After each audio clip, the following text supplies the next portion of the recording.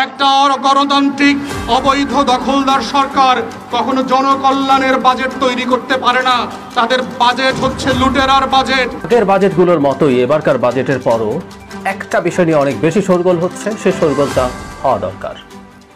আসসালামু আলাইকুম ভিউয়ার্স, দেশ ও দেশের বাহির থেকে যারা আমার ভিডিওটি প্লে করেছেন জানাচ্ছি আন্তরিক শুভেচ্ছা ও অভিনন্দন। আশা করি সবাই ভালো আছেন, সুস্থ আছেন, আলহামদুলিল্লাহ। তো ভিউয়ার্স, নতুন বাজেট ঘোষণা করে ব্যাপকভাবে ফেঁসে যাচ্ছে প্রধানমন্ত্রী শেখ হাসিনা। কেননা সংসদে বাজেট ঘোষণা করার পরপরই এই বিভিন্ন এমপি মন্ত্রীরা পর্যন্ত এখানে বেনজির আনারকে ইনভলভ করে কিন্তু ইস্যুটা নিয়ে কথা বলেছেন, যা বিরোধী দল সহ দেশের নানান জনগণের কাছে একটি দুর্নীতির অবকাঠামো ছাড়া অন্য কিছু বলে মনে হচ্ছে না। ভিউয়ার্স, এই বাজেট দিয়ে সরকার কত বড় দুর্নীতির সাথে সংযুক্ত হতে পারে বিস্তারিত জানবো আজকের রিপোর্টে। সো ভিডিওতে যাওয়ার আগে ছোট্ট রিকোয়েস্ট করবো, যারা এখনো চ্যানেলটি সাবস্ক্রাইব করেননি, নিয়মিত দেশের সকল আপডেট সবার আগে জানতে অবশ্যই চ্যানেলটি সাবস্ক্রাইব করে পাশে রাখবেন। দর্শক আসুন স্ক্রিনে। একটা গণতান্ত্রিক অবৈধ দখলদার সরকার কখনো জনকল্যাণের বাজেট তৈরি করতে পারে না। তাদের বাজেট হচ্ছে লুটেরার বাজেট। আমরা এই লর্ড ক্লাইভদের উত্তরসূরিদের এই বাজেটকে প্রত্যাখ্যান করছি। ঘাটতি এবং ঋণ নির্ভর এই লুটপাটের বাৎসরিক মহাপরিকল্পনাকে প্রত্যাখ্যান করছি।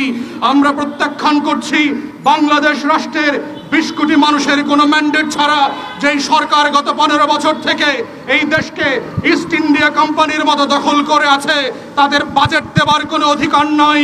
গরিব মানুষরা যারা, যে 12 কোটি মানুষ ভোট দেয় নাই, সেই ভোটারদের ব্যবসা বাণিজ্য থেকে জোর করে ভীতি দেখায়, মামলা করায়, নতুন করে করে কর এবং ট্যাক্সের ভ্যাটের বসায় টাকা উদ্ধার করবার কোনো অধিকার এই অবৈধ দখলদার সরকারকে দেওয়া হয় নাই। তাই আমরা বারবার বলেছি, এই রাষ্ট্রের কাছে আমাদের কোনো প্রস্তাবনা নাই। একমাত্র প্রস্তাবনা হচ্ছে এই দখলদার যে লর্ড ক্লাইভের বংশধর আছে, আওয়ামী লীগ নামধারী ইস্ট ইন্ডিয়া কোম্পানি থেকে এই বাংলাদেশকে মুক্ত করতে হবে। এই বাংলাদেশের দখলদারিত্ব থেকে দেশকে নতুন করে স্বাধীন করতে হবে। এই দেশকে বাংলাদেশিদের জন্য বানাতে হবে। যে মজুর আর কৃষকের বাংলাদেশ আমরা ফেরত পেতে চাই। যেই বাংলাদেশের বাজেটে প্রতিদিনকার নিম্ন মধ্যবিত্ত জনগণের কষ্টের কথা ফুটে উঠবে। যেই বাংলাদেশের মানুষ বাজেট পরবর্তী বাজারে গিয়ে স্বস্তির নিঃশ্বাস নিতে পারবে। যেই বাজেটের পরবর্তীতে বাংলাদেশের জনগণ এইটা অ্যাকনলেজ করতে পারবে যে এই বাজেট আমার বাজেট। যেই বাংলাদেশের মানুষ প্রাণ ভরে আনন্দ চিত্তে কর দিয়ে সেবা পাবে, সেই বাজেট আমরা চাই। এবং একটা আওয়ামী দখলদারদের কাছ থেকে ইস্ট ইন্ডিয়া কোম্পানির বেনিয়াদের মতো করে লর্ড ক্লাইভের উত্তরসূরিদের কাছ থেকে এরকম দেশমুখী কল্যাণমুখী কোনো বাজেট কখনোই সম্ভব হবে না, এটাই আমরা বলেছি। তাই দেশবাসীকে বলেছি, আপনারা যদি আপনাদের করের টাকা দিয়ে সেবা পেতে চান, আপনারা যদি অল্প টাকায় পণ্য খেতে চান, আপনারা যদি কৃষক হিসাবে যেই পণ্য রোপণ করছেন তার গুণগত মান পেতে চান, দ্রব্যমূল্যের সঠিক মান পেতে চান, তাহলে অবশ্যই এই ব্রিটিশ বেনিয়াদের মতো করে লড়াই সংগ্রাম করে আমাদের তিতুমির আর শরীয়তুল্লাহ দুদুমিয়ার মতো বাংলাদেশকে স্বাধীন করেছিল। আমাদের 71-এর মুক্তিযোদ্ধারা যেভাবে মজলুমের জন্য লড়াই করে দেশকে স্বাধীন করেছিল, ঠিক একইভাবে বাংলাদেশকে এই আওয়ামী বেনিয়া লর্ড ক্লাইভের বংশধরদের থেকে নতুন করে স্বাধীন করতে হবে। তেমন একটা স্বাধীন বাংলাদেশেই শুধুমাত্র বাংলাদেশের মানুষের জন্য জনকল্যাণমূলক বাজেট দেওয়া সম্ভব। এবং সেই ধরনের সরকারকেই শুধু জনগণ ট্যাক্স দেবে। আদারওয়াইজ অবৈধ, অগণতান্ত্রিক, অনির্বাচিত কোনো সরকারকে কর দেওয়ার কোনো বাধ্যবাধকতা সাংবিধানিকভাবেই বাংলাদেশের মানুষের উপরে পড়ে না। তাই আমরা বলছি, জাতির জনগণকে, 20 কোটি মানুষকে নিজের মুক্তির লড়াইতে নিজেরা নামেন। আপনার মুক্তির লড়াই এসে কেউ করে দিয়ে যাবে না। আপনার বাজারের পণ্য কেউ কমায় দিয়ে যাবে না দাম। আপনার পণ্যের দাম যদি আপনি ন্যায্যতার ভিত্তিতে পেতে চান, আপনার লড়াই আপনাকে করতে হবে। এই লড়াই শুধু বাজেটের সময়কার লড়াই না, এই লড়াই হচ্ছে গণতন্ত্রের লড়াই, নতুন করে বাংলাদেশকে স্বাধীন করবার লড়াই। ভ্যাট আদায় করার আমরা বারবার বলেছি যে সংসদে অর্থ বিলের নামে প্রতি বছর যে বাজেট পেশ করা হয়, এই বাজেট পেশ করার একমাত্র এখতিয়ার হচ্ছে যেই সরকার একটা গণতান্ত্রিক পন্থায় নির্বাচিত হয়ে দেশের মানুষের ম্যান্ডেট নিয়ে দেশ শাসন করছে। কিন্তু আমরা দেখেছি গত 15 বছর ধরে বিভিন্ন আতাত করে, ষড়যন্ত্র করে, নাটক করে একটা অবৈধ সরকার কিভাবে বাংলাদেশ রাষ্ট্রকে লর্ড ক্লাইভ এবং ইস্ট ইন্ডিয়া কোম্পানির মতো করে নতুন করে একটা ঔপনিবেশিক দখলদারিত্বের মতো করে 20 কোটি মানুষকে শাসন এবং শোষণ করছে। আমরা বারবার বলেছি, সেই ষোড়শ এবং সপ্তদশ শতাব্দী থেকে শুরু করে ইউরোপিয়ান ঔপনিবেশিক শাসক আর বাংলাদেশের এই আওয়ামী দখলদারদের মধ্যে পার্থক্য মাত্র দুইটা। সেটা হচ্ছে ওরা 7000 মাইল থেকে দূর থেকে এসে বর্গীদের মতো বকদের মতো বাংলাদেশ দখল করে, বাংলা এবং ভারতবর্ষ দখল করে লুটপাট করেছে। আর এরা আমার দেশের লোক, এরা বাংলাদেশের চেতনা বিক্রি করে মুক্তিযুদ্ধকে প্রতিদিন এবং প্রতি রাতে অপমান করে বাংলাদেশ রাষ্ট্রে একটা দখলদারিত্বের শোষণ কায়েম করেছে। আর দ্বিতীয় পার্থক্য হচ্ছে এদের গায়ের রং আমার আপনার মতো। এরা লর্ড ক্লাইভের মতো বড় ডাকাত, কিন্তু এরা সাদা চামড়ার লোক না।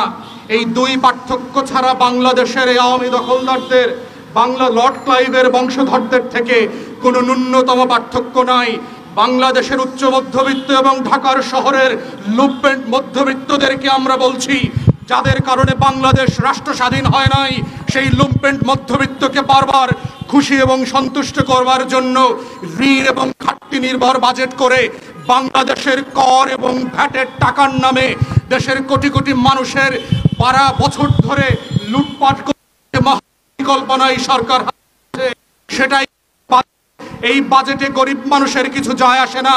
আমার রিক্সাওয়ালা সিএনজি ড্রাইভারের 2 টাকার কোনো লাভ ক্ষতি নাই এই বাজেটে। যেই কৃষক ঘাম ঝরায় ফসল ফলান, সেই কৃষক তার ন্যায্য মূল্য পাচ্ছেন না। যেই মানুষটা আমাদের জন্য ফসল ফলায়, বেগুন প্রডিউস করেন, আলু পেঁয়াজ বাগান করে ভরে ভরে দিচ্ছেন বাজার ভরে, সেই মানুষগুলোর 2 টাকার লাভ হয় না।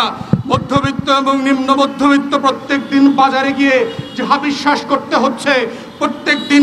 দর্শক, স্ক্রিনে আমরা সরকারের বাজেট ঘটনার মূল রহস্য সম্পর্কে বিস্তারিত জানলাম। এ বিষয়ে আপনাদের মতামত কমেন্টে জানান, কেউ ভিডিও স্কিপ করবেন না। আমরা এখন বাজেট সম্পর্কে জনসাধারণ এবং তৃণমূল নেতাকর্মীদের কথাগুলো শুনবো, যে এই বাজেট দেশের জন্য, অর্থনীতির জন্য কতটা ভয়াবহ দুষ্কর হতে পারে। বিস্তারিত বাজেটগুলোর মতোই এবারকার বাজেটের পরও একটা বিষয় নিয়ে অনেক বেশি শোরগোল হচ্ছে, সে শোরগোলটা হওয়া দরকার। সেটা হচ্ছে বাজেটে কালো টাকা সাদা করার সুযোগ বিনা প্রশ্নে দেয়া নিয়ে। মানে একটা রাষ্ট্র, একটা সরকার যখন ঘোষণা দিয়ে চোর বাটপাট টাউটদের পক্ষে থাকে, তখন সেটা নিয়ে শোরগোল করতে হবে, সবাই মিলে করতে হবে। আর একটা সৎ মানুষের ওপরে যখন একরকম বিরাট বোঝা চাপিয়ে দেওয়া হয়, সেটা নিয়ে আলাপ করতে হয়। আমরা জানি এবারকার বাজেট হয়েছে, বাজেট নিয়ে কিছু জেনারেল ফাইন্ডিং সম্পর্কে কথা সহসাই বলবো। তার আগে এই বার্নিং ইস্যুটা নিয়ে একটু কথা বলে রাখি, কেন এটা খুব গুরুত্বপূর্ণ। আমি আসবো এই কালো টাকা সাদার প্রসঙ্গে। প্রথম আয়কর নিয়ে একটু কথা বলি। গত বাজেটে 3.5 লাখ টাকা ছিল ব্যক্তি খাতে আয়কর মুক্ত আয়ের সীমা, বাৎসরিক 3.5 লাখ টাকা। আমরা দেখছি বাংলাদেশ মারাত্মক মূল্যস্ফীতির মধ্য দিয়ে যাচ্ছে। সরকারি হিসাবে এটা প্রায় 10%, কখনো ক্রসও করে। আরেকটা রাষ্ট্রীয় প্রতিষ্ঠান বিআইডিএস বলছে এটা 15%, এবং বাস্তবে আসলে এটা 20-25% যে কোনো কিছু হতে পারে। আমাদের থিঙ্ক ট্যাঙ্ক যারা অর্থনীতির আছেন তাদের এটি হিসাব করা উচিত বলে আমি মনে করি। তার মানেটা হচ্ছে সরকারের হিসাব মতেও, একেবারে কোর হিসাব মতেও যদি 10% হয়, গত বছরের তুলনায় টাকার ক্রয় ক্ষমতা কমে গেছে এই পরিমাণ। তাহলে খুব স্বাভাবিকভাবে প্রশ্ন আছে, মারাত্মক মূল্যস্ফীতির সময় আপনি মানুষের প্রতিটা জিনিসকে অ্যাডজাস্ট করবেন। গত বছরে 3.5 লাখ টাকার যে বাইং ক্যাপাসিটি ছিল, সেই বাইং ক্যাপাসিটি তো এই বছরে নেই। তাই খুব স্বাভাবিক কথা হচ্ছে ব্যক্তি খাতের এই উপার্জন আপনি আরো বাড়িয়ে দেবেন। প্রসঙ্গত বলে রাখি, গত বছরও, আমি এই বছর এটা চেক করিনি, গত বাজেটেও ভারতে ব্যক্তি খাতের 5 লাখ রুপি ছিল করমুক্ত আয় সীমা। 5 লাখ রুপি বাংলাদেশি টাকায়, মানে আমাদের এটার প্রায় ডাবল একটা ওখানে ছাড় দেওয়া হয়েছিল। এখন এটা কত টাকা দেখুন, মানে আপনি সৎভাবে উপার্জন করেন, আপনার বেতন ব্যাংকে যায়, আপনি 30,000 টাকা মাসে বেতন পান। 30,000 টাকা মাসে যদি বেতন পান আপনি, আপনার 3,60,000 টাকা হয় আপনার বাৎসরিক উপার্জন। এই যে 3,60,000, 3,50,000 ক্রস করলো, এই মানুষটাকেই আয়করের আওতায় উনি টেকনিক্যালি চলে আসলেন। 30,000 টাকায় একটা পরিবার ঢাকা শহরে নিম্ন মধ্যবিত্ত জীবনও কি যাপন করতে পারে? একটু চিন্তা করি তো আমরা। নিম্ন মধ্যবিত্ত, রিপিট, আমি মনে করি পারে না।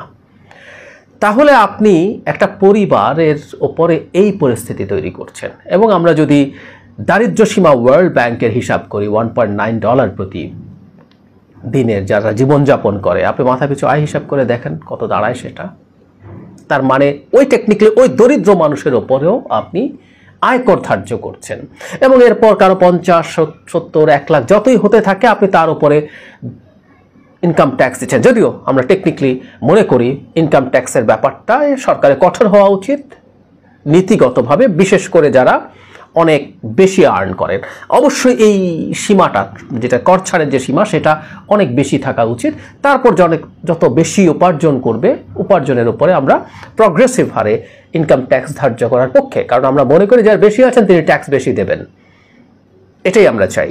কিন্তু আপনি এই রকম 30,000 টাকা মাসে যিনি আয় করছেন, যার পরিবার 30,000 টাকায় চলে, সেই পরিবারের উপরে টেকনিক্যালি আপনি ইনকাম ট্যাক্স ধার্য করছেন, যার ব্যাংকেও না যাক। ধরুন একজন আমাদের বাড়িতে যারা সাহায্যকারী পার্ট টাইম আছেন, তারা 10, 12, 14,000 টাকা ইনকাম করেন, তাদের স্বামীরা অনেকে রিক্সা বা অটো চালান, তারা মিলেও এই একই 15, 20,000 টাকা আর্ন করেন। তারপরে টেকনিক্যালি এই পরিবারটাও আয়করের অধীন।